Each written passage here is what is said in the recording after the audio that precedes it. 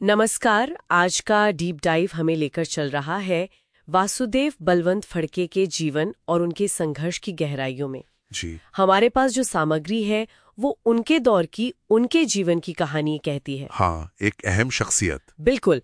तो इस सफर का मकसद है ये समझना कि वासुदेव बलवंत फड़के आखिर थे कौन और क्यों उन्हें अक्सर, आप जानते, भारतीय स्वतंत्रता आंदोलन का पहला सशस्त्र क्रांतिकारी भी कहा जाता है। सही, ये जानना जरूरी है। तो कहानी शुरू करते हैं एक ऐसे व्यक्ति की जिसने आजादी का बिगुल तब फूंका जब शायद बहुत से लोग इस बारे में सोच भी नहीं रहे थे। हाँ, ये बिल्कुल शुरुआती दौर की बात है। 4 नवंबर 1845 महाराष्ट्र का शिरढोण गांव, यहाँ जन्मे फड़के। उन्होंने मराठी सीखी, संस्कृत, अंग्रेजी भी। जी वो कहते हैं कि रामायण, महाभारत, भगवद गीता, इन ग्रंथों ने उन पर बहुत गहरा असर डाला। पर सवाल ये है कि ये धार्मिक ग्रंथ, मतलब राष्ट्रभक्ति की चिंगारी कैसे बने, ये थोड़ा समझना होगा। देखिए, ये बात दिलचस्प है। ये सिर्फ पढ़ने की बात नहीं थी।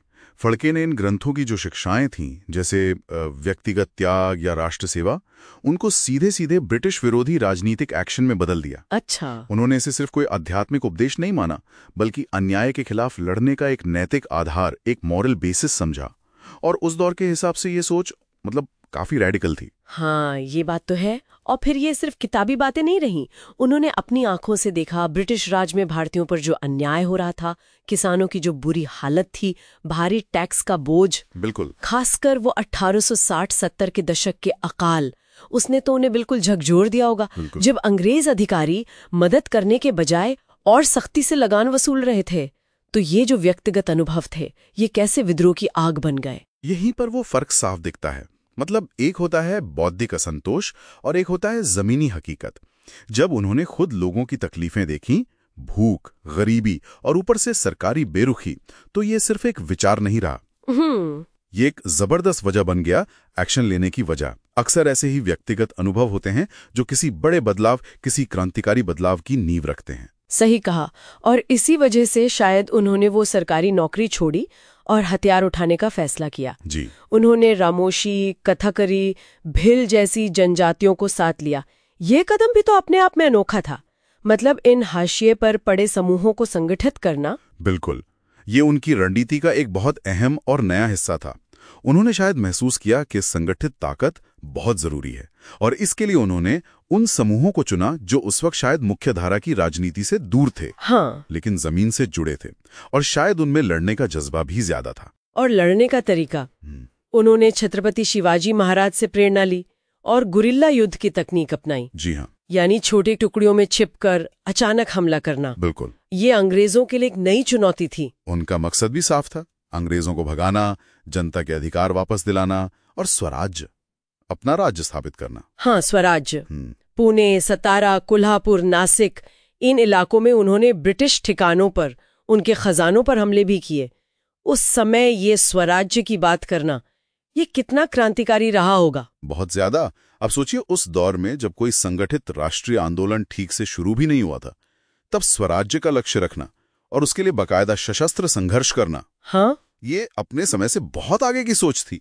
भले ही उनके प्रयास मतलब तात्कालिक रूप से अंग्रेजों को उखाड़ फेंकने में कामयाब ना हुए हों, लेकिन उन्होंने स्वराज्य की जो अवधारणा थी उसे सिर्फ एक विचार तक नहीं रखा, उसे जमीन पर उतारने की कोशिश की। और यही बात उन्हें बाद के जो स्वतंत्रता सेनानी हुए उनका अग्रदूत बनाती है। जाहिर है अंग्रेज सरकार के लिए बड़ी चिंता का सबब बन गया होगा। बिल्कुल, बहुत बड़ी चिंता। उन्हें पकड़ने के लिए फिर स्पेशल टीमें लगाई गईं और आखिरकार 1879 में वो पकड़ लिए गए। हाँ। सजा हुई आजीवन कारावास की और उन्हें भेजा गया एदन की जेल, जो आज यमन में है। जी, काफी दूर।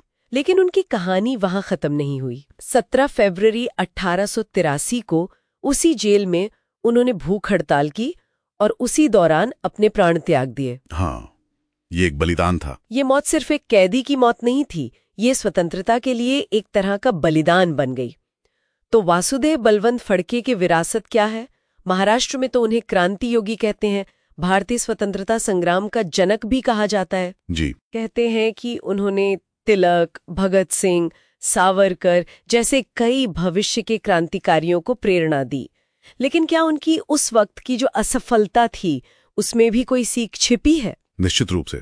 अगर हम बड़ी तस्वीर देखें तो उनकी कार्रवाइयों ने, भले ही वो तुरंत सफल न दिखी हों, आने वाले आंदोलनों के लिए एक जमीन तैयार की। उन्होंने एक रास्ता दिखाया, हाँ। भले ही वो रास्ता कितना भी कठिन क्यों ना रहा हो। उनका वो जो विचार था कि जिस देश में जनता भूखी है और विदेशी सुखी, उस देश को आजाद कराना हर भारतीय का कर्तव्य है। ये उनकी गहरी प्रतिबद्धता और प्रेरणा को साफ करता है। उन्होंने एक नैतिक सवाल खड़ा किया, जिसका जवाब ढूंढने में फिर देश को कई दशक लगे। तो कुल मिलाकर हम कह सकते हैं कि वासुदेव बलवंत फड़के एक ऐसे दूरदर्शी क्रांतिकारी थे जिन्होंने बहुत मुश्किल हालात में भी अपने विश्वासों पर टिके रहकर काम किया। बिल्कुल। वो सिर्फ एक विद्रोही नहीं थे, बल्कि स्वराज के विचार को, उसको अमल में लाने की कोशिश करने वाले शुरुआती लोगों में से थे। सही कहा। और यहाँ एक सवाल हम सोचने के लिए छोड़ जाते हैं। फड़के ने बहुत शुरुआती दौर में सशस्त्र संघर्ष का रास्ता चुना। क्या उस समय के भारत में, जब राष्ट्रीय चेतना अभी बन ही रही थी, स्वराज्य पाने का यही सबसे कारगर तरीका था, या फिर क्या कोई और रास्ते भी हो सकते थे जिन पर उस वक्त शायद सोचा नहीं गया? ये सोचने वाली बात है। बिल्कुल, ये एक अहम सवाल है